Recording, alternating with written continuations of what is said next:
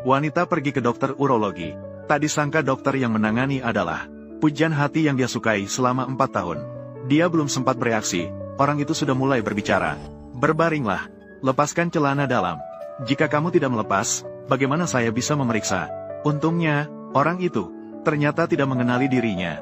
Namun, membiarkan seorang dokter pria memeriksa sistem urologi, dia masih tidak bisa menerimanya.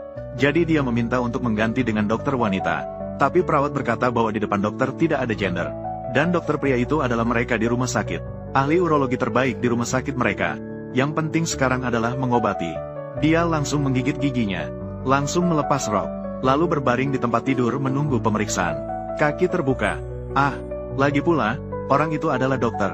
Wanita hanya bisa patuh dan melakukan. Namun dokter baru saja akan memeriksa. Dia terkejut dan langsung duduk. Ini membuat dokter bingung. Saya sedang memeriksa apakah ada divertikulum uretra. Legal, sesuai aturan, dan masuk akal. Jika kamu merasa ini adalah pelanggaran, kamu bisa mengajukan keluhan. Kenapa harus lebay? Su Xiaotang.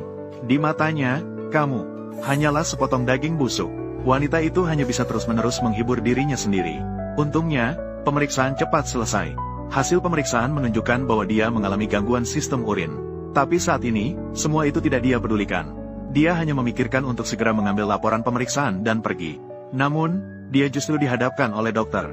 Dokter, pertemuan kembali teman sekolah. Selain untuk berobat, tidak ada lagi yang perlu dikatakan. Tak disangka, pria itu sudah mengenalinya. Sekarang, dia benar-benar malu. Untuk menyelamatkan sedikit muka, dia bersikeras bahwa orang itu salah mengenali. Lalu dengan terburu-buru, dia pun meninggalkan kantor. Dia mengira mereka tidak akan bertemu lagi. Namun, takdir memang begitu ajaib. Dia pergi menemui calon pasangan yang diatur oleh ibunya. Tak disangka, dia bertemu pria itu lagi di sini. Dr. Fu. Identitas saya sekarang. Bukan dokter yang merawatmu. Perkenalan diri sedikit. Nama saya Fu Yanli. Ini milikmu. Kencan buta. Keluarga Liu. Pasangan. Begitu kencan buta dimulai. Hal berpura-pura tidak saling mengenal. Bukankah itu akan ketahuan? Untuk menghindari ketahuan, wanita itu pun beralasan ada urusan dan pergi dengan cepat. Namun baru beberapa langkah, dia dipanggil kembali. Pria itu mengeluarkan 2 tiket konser. Dia secara khusus mengundangnya untuk menonton bersama. Saat ini, dia harus segera menolak. Jadi dia pun berkata sembarangan. Dia bilang dia adalah orang biasa yang tidak tertarik pada hal-hal berbau seni.